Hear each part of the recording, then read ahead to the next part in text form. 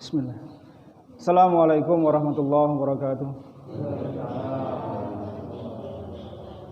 Alhamdulillahi hamdan katsiran thayyiban mubarakan fi kama yuhibbu rabbuna wa yarda.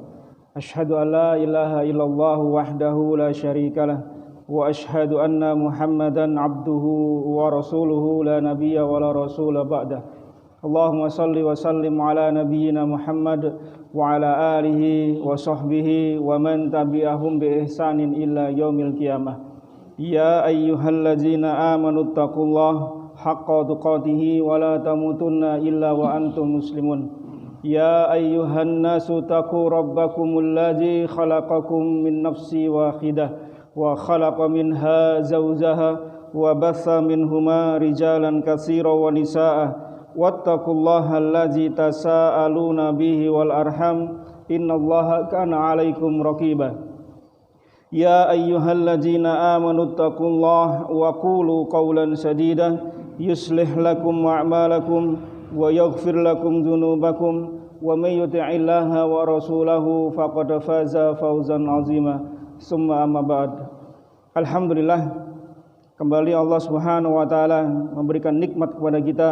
Di siang hari ini kita laksanakan sholat zuhur berjamaah dan kita lanjutkan dengan mengikuti thalabul ilmi sebagai bagian dari syiar agama kita dan sebagai salah satu kewajiban bagi seorang muslimin, yaitu thalabul ilmi faridatun ala kulli muslimin. Menuntut ilmu adalah kewajiban bagi masing-masing tiap individu.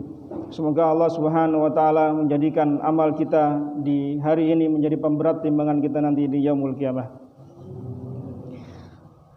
Bapak Ibu sekalian rahimani wa rahimakumullah, pada pertemuan bulan yang lalu kita telah membahas hadis dalam kitab Riyadhus Shalihin pada hadis yang ke-57.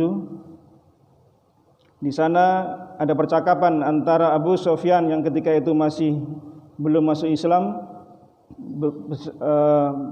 berbincang menjawab pertanyaan dari Kaisar Heraklius, Kaisar Romawi, yang Abu Sufyan mengatakan bahwasanya mereka diperintahkan oleh Allah, oleh Nabi sallallahu alaihi wasallam untuk hanya menyembah pada Allah Subhanahu wa taala semata dan meninggalkan ajaran nenek moyang mereka. Kemudian perintah berikutnya yang disampaikan oleh Abu Sufyan yaitu wa ya'muruna bis shalah, kami diperintahkan untuk melaksanakan salat. Dan sampai di poin itu kita kemarin telah membahas faedah-faedah yang tertera dalam perkara salat. Di sana ada keadaan-keadaan orang-orang yang meninggalkan salat dan macam ragamnya. Kita lewati dan kita lanjutkan pada poin yang ketiga.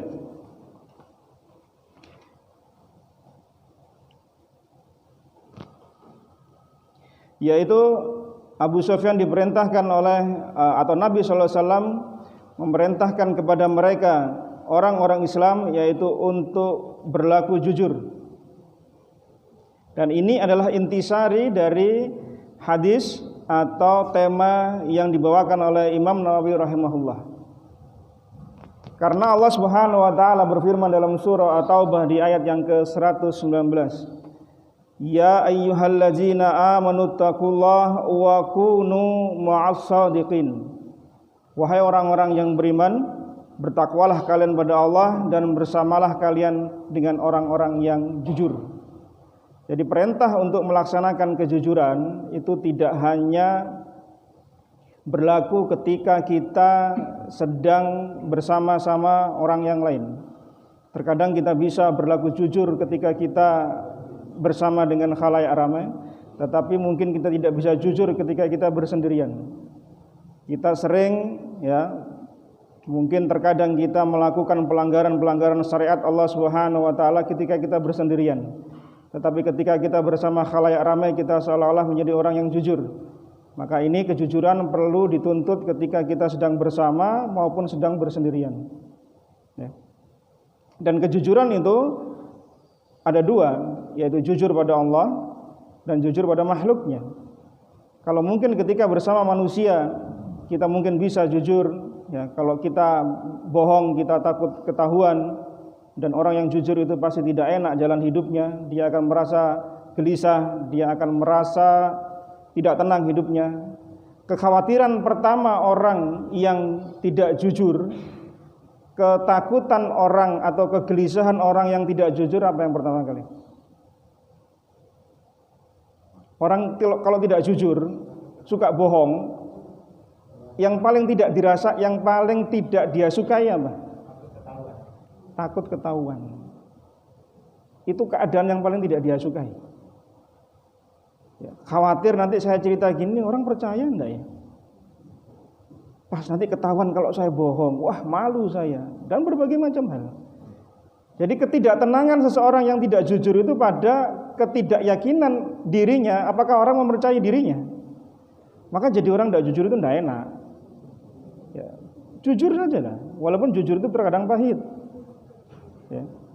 Dan jujur kepada Allah Subhanahu wa taala ya apa? Yaitu ketika kita melaksanakan amal-amal, maka samakan ketika kita bersama dengan khalayak ramai, bersama dengan jamaah ataupun juga bersendirian.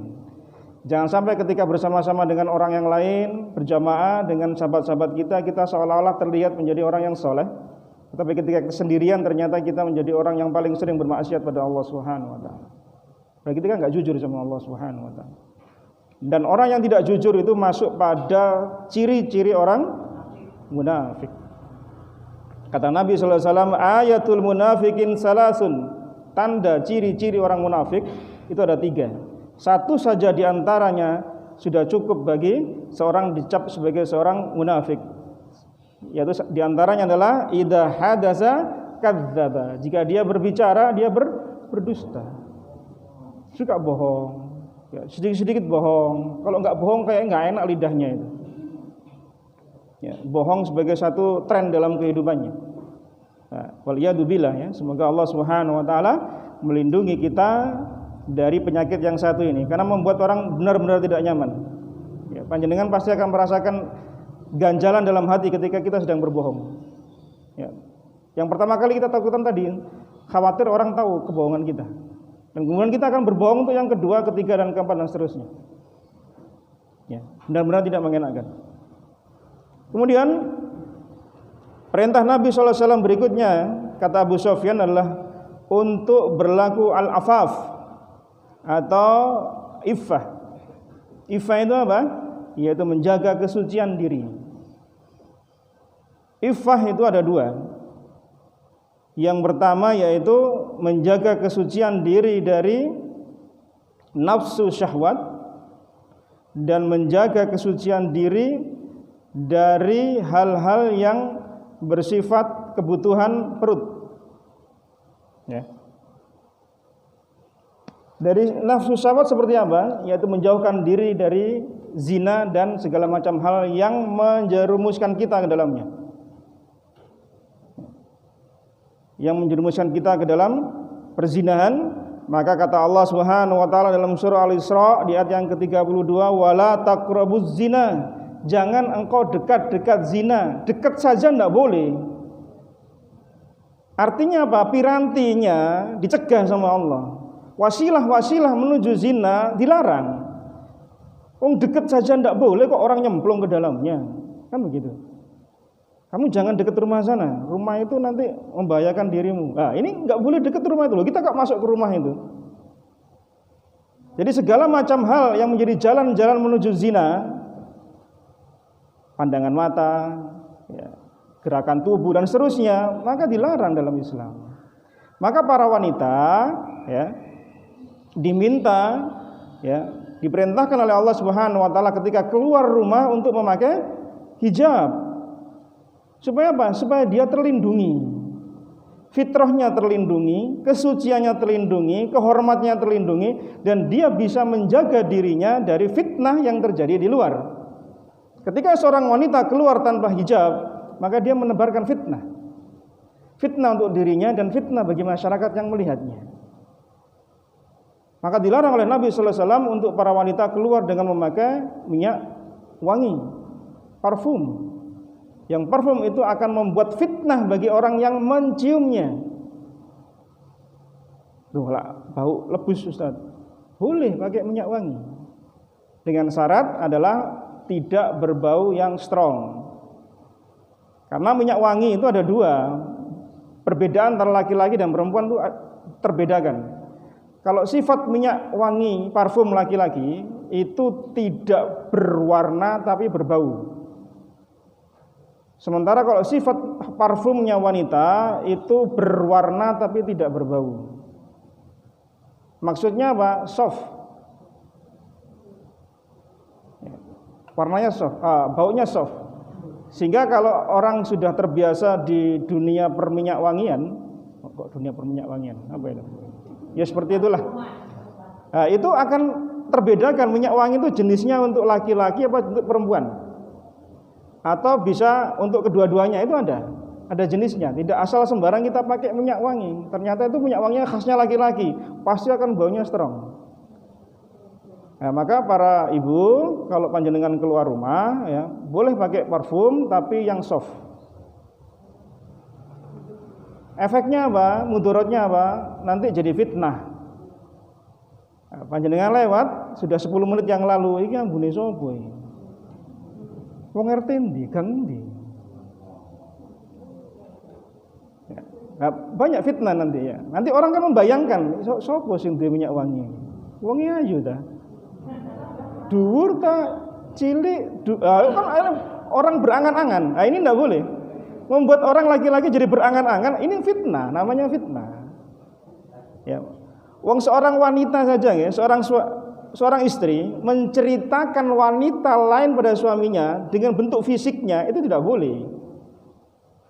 Dan itu termasuk salah satu wanita yang tidak boleh dinikahi, yaitu sering menceritakan sifat fisik wanita lain pada suaminya. Ya, mau lo ketemu ning dalan, ono ibu-ibu lo wayu ya. Loh, apa enggak ayahnya ini yang diceritain itu membayangkan wanita tadi bukan istrinya? Nah, ternyata bentuk fisik yang diceritakan itu berbeda jauh dengan istrinya yang di depannya gitu loh. Maka enggak boleh. Ibu-ibu enggak usah cerita sifat fisiknya orang lain. Termasuk juga para suami tidak boleh menceritakan sifat fisik laki-laki lain pada istrinya. Enggak boleh. Ya. Ini fitnah. Ya. Jamaah sekalian yang dimuliakan oleh Allah Subhanahu wa taala.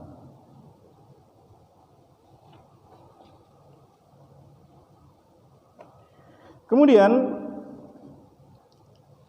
Allah Subhanahu wa taala memerintahkan kita untuk berlaku iffah, menjaga kehormatan atau kesucian diri, tidak hanya dari segi syahwat tadi, yaitu menjauhi zina dan berbagai macam wasilah yang menuju ke sana, tapi juga untuk yang kedua, yaitu iffah dalam menjaga diri dari nafsu perut atau apa saja yang menyebabkan perut kita menjadi kenyang, yaitu apa? Soal harta. Apa yang ada di tangan manusia itu kan mengenyangkan perut kita. Maka kita diminta oleh Rasulullah SAW untuk menjaga kesucian diri kita dari apa-apa yang ada di tangan manusia. Ketika Allah Subhanahu wa taala menurunkan surah Al-Baqarah di ayat 273. Ayat itu menceritakan tentang keadaan 400-an orang ahlu suffah yang tinggal di serambi-serambinya Masjid Nabawi. Mereka sebagian besar adalah orang-orang muhajirin yang mereka belum memiliki pekerjaan, belum memiliki tempat tinggal, karena orang muhajirin itu kan asalnya adalah orang-orang pedagang. Ya, sementara ketika di Madinah yang paling banyak orang-orang Ansor itu adalah bercocok tanam, bertani, berkebun, sehingga mereka harus menyesuaikan diri.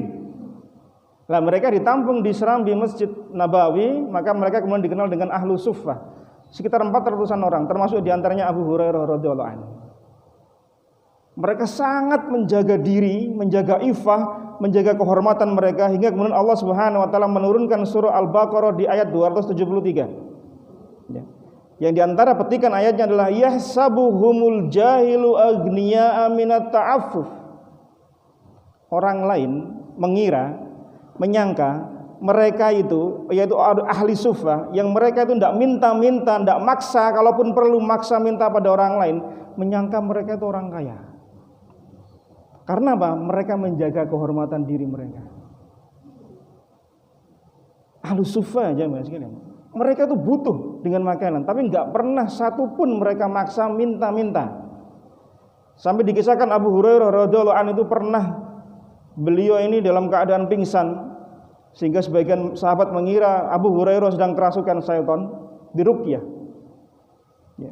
Antara raudhah dengan kamar Nabi sallallahu alaihi wasallam, dengan mimbar Nabi sallallahu alaihi wasallam, Abu Hurairah sempat pingsan beberapa kali. Sahabat-sahabat yang lain mengira Abu Hurairah sedang kerasukan jin, setan, diruqyah. Ternyata seharian Abu Hurairah radhiyallahu anhu tidak makan. Tapi tidak pernah mengucapkan kata-kata saya belum makan, saya lapar, saya minta, itu tidak pernah terucap dari lesan seorang Abu Hurairah dan orang-orang yang ada di Ahlus Suffah. Maka kemudian Allah Subhanahu wa taala memberikan kepada mereka keutamaan, yaitu mereka itu dikira orang kaya. Maka zakat, sedekah, infak itu lebih patut untuk mereka. Jadi kalau kita aplikasikan dalam masyarakat kita menjumpai orang-orang yang terlihat mereka itu kok cukup sepertinya, tapi aslinya kita tahu mereka butuh. Tapi karena menjaga kehormatan dirinya, menjaga muru'ah, ifah mereka nggak minta-minta sama orang. Sampai kemudian datanglah baru donasi, bantuan dan seterusnya, tapi mereka nggak pernah minta. Ini yang dipuji oleh Allah Subhanahu wa taala. Karena tidak boleh jamaah sekalian, seseorang itu meminta-minta, gampang berkeluh kesah pada manusia, yang mengeluhkan kekurangannya ini dan itu. Yang dia keluhkan sama-sama pula dia butuh sama Allah Subhanahu wa taala.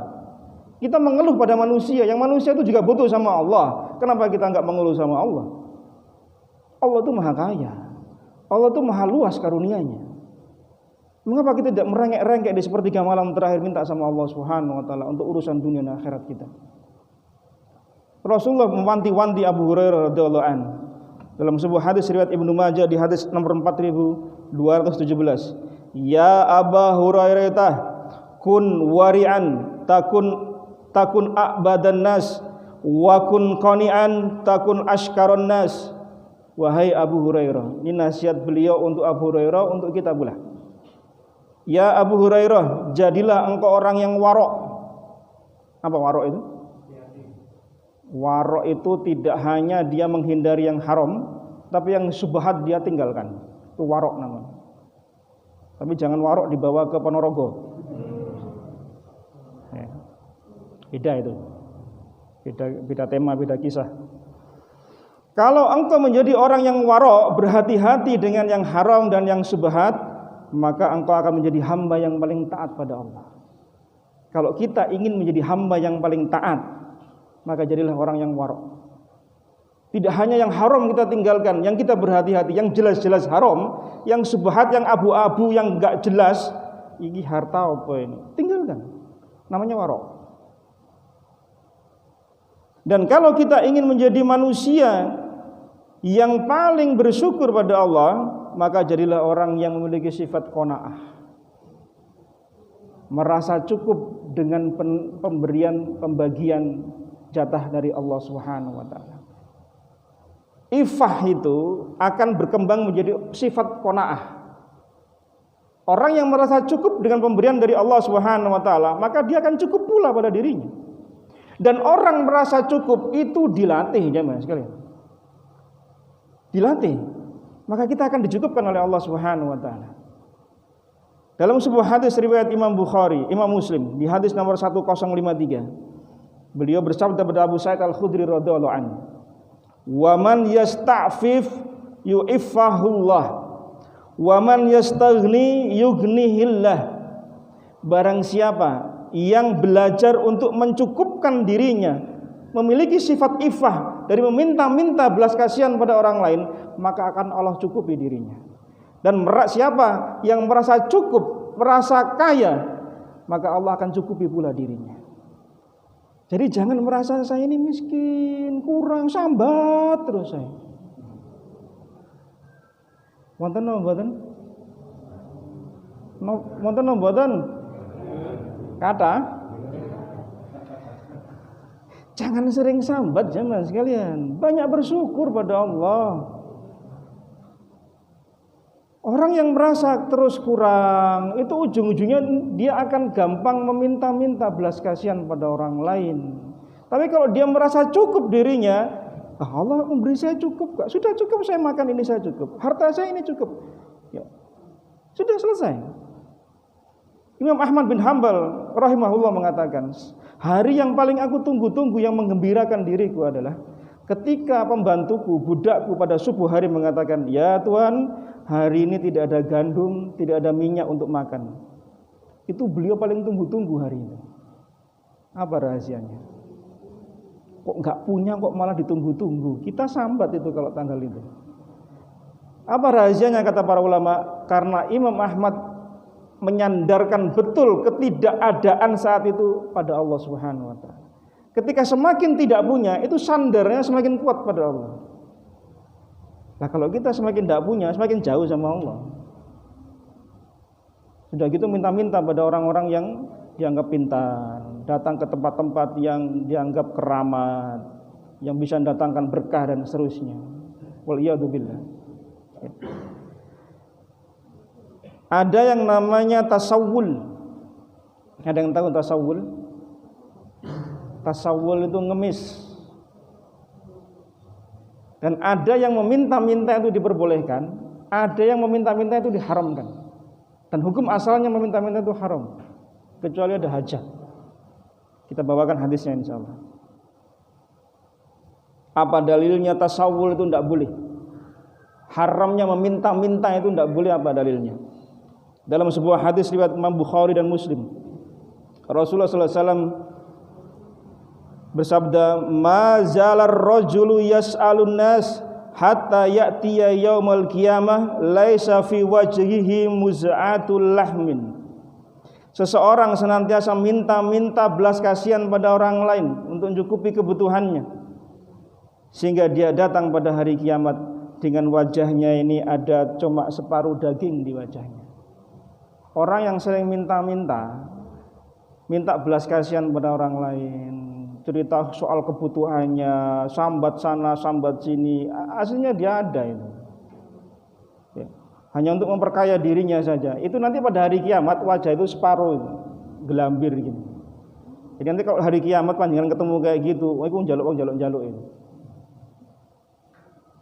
Ya, Allah permalukan di hadapan khalayak di hari kiamat kelak. Dalam hadis yang lain diriwayat Imam Muslim dan Ibnu Majah, man sa'alan nasa amwalahum takassuran fa inna ma yas'alu jamran falyastakilla aw liyastakthir. Barang siapa yang meminta-minta ya pada manusia untuk harta yang tujuannya untuk memperbanyak hartanya, ya, padahal dia itu sebenarnya sudah cukup, maka dia sama halnya dengan meminta pada Allah bara api neraka. Baik orang itu ngasih dia atau nolak dirinya. Jadi gambling kan, minta-minta, entah dikasih entah tidak, itu sama dengan kita itu sedang nyimpen bara api neraka untuk kita nanti di yaumul qiyamah. Tujuannya apa? Memperkaya diri sendiri. Cukup dia sudah untuk makan anaknya, istrinya, cukup. Tapi dia pengen lebih kaya dengan cara minta-minta, dengan berbagai macam modus dan cara-cara yang lain. Ya. Kata Nabi pula dalam Musnad Imam Ahmad, man sa'ala min ghairi faqrin faka'annama ya'kulul jamra. Barang siapa yang meminta-minta pada orang lain tanpa kebutuhan, maka seolah-olah ia sedang makan bara api neraka. Minta-minta tapi enggak ada butuhnya. Artinya nanti ada minta-minta yang diperbolehkan. Ya, minta-minta yang diperbolehkan. Yang seperti apa? Nabi sallallahu alaihi wasallam bersabda pada Qabisah radhiyallahu an, tertera dalam Sahih Muslim, di Abu Dawud, Musnad Imam Ahmad dan yang selainnya, ada 3 keadaan orang itu boleh minta-minta. Ya, entah minta sumbangan, yang lainnya ya. 1 yaitu ketika dia menanggung beban denda diat. Ya. Atau pelunasan hutang orang lain sehingga dia enggak mampu bayar, dia meminta pada orang lain untuk melunasi, maka diperbolehkan. Ya, ada orang yang melakukan pembunuhan dengan sengaja, muta'ammidan dalam pembahasan kasus pembunuhan, Karena pembunuhan itu ada 3, pembunuhan sengaja, tidak sengaja, 3 semi sengaja.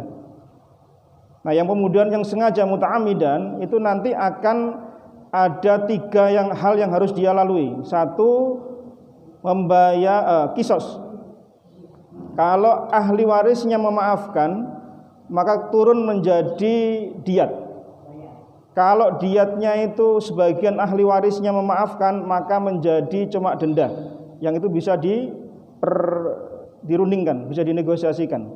Dan diat pun juga bayarnya tidak kontan tapi per termin sesuai dengan kesepakatan, dan itu nilainya mahal. Nilainya mahal. Nah, yang seperti ini kalau ada orang meminta-minta, tolong si fulana minta bantuan karena dia harus bayar diat, bayar denda, maka boleh. Dia menanggung beban denda membantu orang lain, itu boleh. Karena kalau diat secara khusus itu nilainya miliaran. Karena senilai dengan 100 ekor onta dengan pembagian 40 ekor umur sekian, 30 ekor umur sekian, 30 ekor umur sekian, dan itu nilainya miliaran. Ya. Kalau dikurskan bisa miliaran, dan tidak mungkin seorang itu bisa melunasi dirinya sendiri untuk membebaskan dari diat. Dia harus minta bantuan orang lain. Nah, maka yang seperti ini maka diperbolehkan. Ya. Yang kedua, keadaan ketika seseorang itu habis hartanya, kena musibah, maka dia minta-minta boleh. Terbakar rumahnya, kena bencana alam, banjir bandang, habis hartanya, hanya tinggal pakaian yang ada di dirinya, maka dia boleh meminta-minta belas kasihan pada orang lain, boleh. Dan yang ketiga yaitu ketika dia tertimpa kefakiran yang sangat amat berat, yang harus disaksikan 3 orang saksi. Oh iya betul, si fulan itu fakir betulan, 3 orang menyaksikan, maka dia boleh meminta-minta. Yang selebihnya kondisi 3 ini tidak boleh meminta-minta belas kasihan pada orang lain. Lalu bagaimana kalau ada orang meminta, misal sumbangan untuk masjid, ya, sumbangan untuk pondok pesantren dan seterusnya, maka jawabannya boleh. Karena ini bukan termasuk tasawul. Yang seperti ini bukan termasuk meminta-minta untuk memperkaya diri sendiri, tapi untuk kaum muslimin. Rasulullah SAW pernah meminta pada seorang wanita yang anaknya itu pinter bikin kayu, tukang kayu, tolong sampaikan ke anakmu, saya butuh kayu untuk mimbar supaya saya bisa duduk ketika saya sedang berkhutbah. Maka dibuatkan kayu mimbar oleh si anak tadi, maka itu diperbolehkan.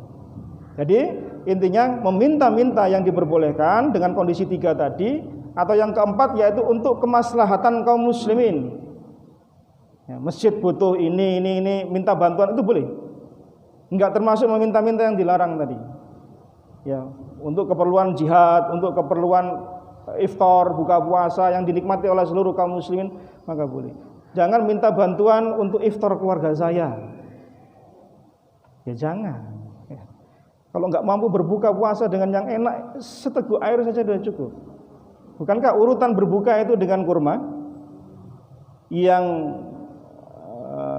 yang masih muda? Kemudian kalau tidak ada maka kurma tamar yang sudah matang, yang sudah kering. Ya.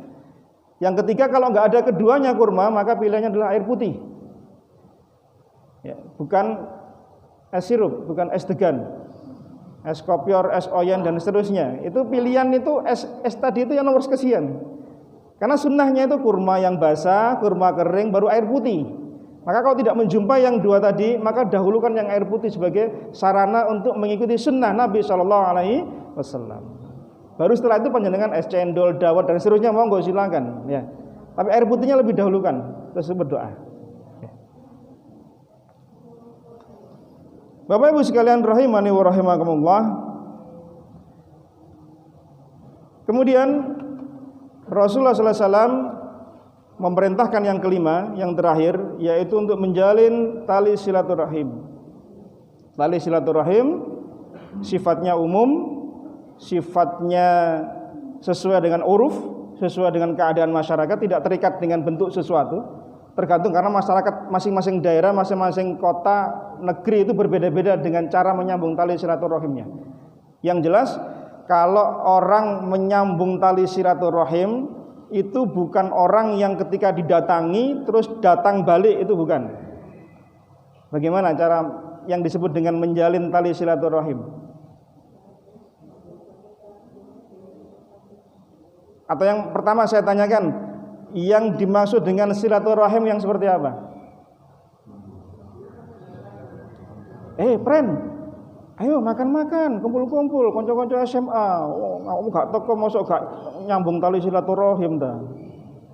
Ojo putus tali silaturahim, friend. Contohnya kayak gitu atau yang lain? Yang sering kita jumpai itu kalau ada acara reuni, ya, acara halal bihalal di kampung, itu menjalin tali silaturahim. Padahal kita itu nggak kenal sama mereka, nggak punya hubungan kerabat. Salah, secara bahasa salah. Yang dimaksud dengan silaturahim adalah yang punya kekerabatan, baik yang mahram maupun yang bukan mahram, baik yang saling mewarisi atau yang bukan mewarisi. Itu namanya silaturahim. Sehingga ada yang namanya dengan orang tua, itu silaturahim paling tinggi, yaitu dengan orang tua kita. Kemudian dengan saudara kita, dengan paman-paman bibi kita, baru kemudian melebar ke keponakan kita dan seterusnya, baru melebar ke yang lain. Kalau dengan orang lain yang kita bukan kerabat kita, teman-teman kita lama, itu namanya apa? Ukhuwah atau ziarah. Ziarah, siapa sing meninggal? Karena orang kalau disebut ziarah itu mesti pikirannya siapa sing meninggal gitu ya.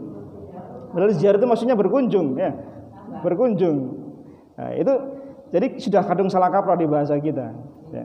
Jadi menyambung tali silaturahim yaitu orang yang ketika dia diputus oleh keluarganya, oleh familinya, oleh kerabatnya, kemudian dia datang berkunjung, ini namanya menjalin tali silaturahim. Bukan ketika kita didatangi terus balik mendatangi itu menjalin silaturahim, bukan. Jadi yang menjalin itu pahalanya besar. Ya, menjalin tali silaturahim yaitu ketika kita diputus terus kemudian kita datang ke sono, entah direken tidak direken, kita diberi pahala besar oleh Allah Subhanahu wa taala. Pernah datang seorang sahabat pada Nabi sallallahu alaihi wasallam, "Ya Rasulullah, saya itu punya saudara. Saudara saya itu kalau saya datang itu acuh tak acuh, ngomongnya enggak enak, saya enggak direken. Sudah berkali-kali saya datang ke sana. Apa yang saya lakukan ya Rasulullah? Kalau benar apa yang kau katakan, maka engkau ada di bawah lindungan Allah Subhanahu wa taala, sementara saudaramu itu sedang menabur bara api neraka di wajahnya." Jadi walaupun kita mungkin enggak direken sama saudara kita, tetap datang ke sana, namanya menyambung tali silaturahimnya. Entah yang sana berkenan kita hadir atau tidak, maka itu urusan dia dengan Allah Subhanahu wa taala. Yang jelas kita punya etikat untuk menyambung tali silaturahim. Karena pahalanya besar di sisi Allah Subhanahu wa taala, dan tidak ada azab yang didahulukan siksanya di dunia kecuali orang yang berbuat zalim dan orang yang memutus tali silaturahim. Itu azabnya didahulukan sebelum nanti dia ketemu dengan Allah diberi azab pula, di dunia juga diberi azab pula. Orang yang berbuat zalim dan memutus tali silaturahim. Dan yang paling besar untuk kita jalin persaudaraan atau tali silaturahim siapa? Orang tua kita. Orang tua adalah orang yang paling berhak untuk mendapatkan silah kita, rahim kita. Ya, menjalin tali silaturahim yang paling pertama adalah orang tua kita. Kita sering ke sana kemari, acara halal bihalal, orang tua ini enggak pernah disambangi. Telepon aja enggak pernah, apalagi video call sudah ada sekarang, enggak pernah pula. Alasannya orang tuanya gaptek, alasannya di desa orang tuanya enggak ada kuota, enggak ada jaringan, bla bla bla macam-macam. Dia bisa berpergian kemana-kemana, bisa berpergian ke luar negeri, ke sana kemari, dengan orang tuanya enggak pernah datang dia. Bagaimana bisa hidupnya jadi bahagia? Sementara doa yang diharapkan datang dari orang tua enggak pernah dia datang ke sana. Ya, maka yang masih punya orang tua, maka sempatkan untuk berkunjung pada mereka, karena itu sebesar-besar hak yang mereka harus peroleh, yaitu baktinya anak menjalin tali silaturahim dengan kedua orang tuanya. Demikian jamaah sekalian rahimani wa rahimakumullah, hadis yang dibawakan oleh Abu Sufyan ketika menceritakan apa yang diajarkan oleh Nabi sallallahu alaihi wasallam atas pertanyaan dari Heraklius, yang ini menunjukkan tentang jujurnya Abu Sufyan. Padahal dia orang kafir. Tapi kalau dia kemudian berbohong saat itu bisa boleh-boleh saja, itu hak dia. Karena dia waktu itu belum masuk Islam. Tapi ini sebagai bentuk kejujuran, sebagai sifat dasarnya orang-orang, maka akan keluar pada dirinya. Semoga apa yang kita bahas pada siang hari ini untuk melengkapi faedah kita pada bulan yang lalu, menambah ilmu yang faedah fid dunya wal akhirah. Mohon maaf jika ada yang kurang. Kita tutup dengan doa kafaratul majlis. Subhanakallahumma bihamdika asyhadu an la ilaha illa anta astaghfiruka wa atubu ilaik. Wa sallallahu nabiyyina Muhammad walhamdulillahirabbil alamin. Assalamualaikum warahmatullahi wabarakatuh.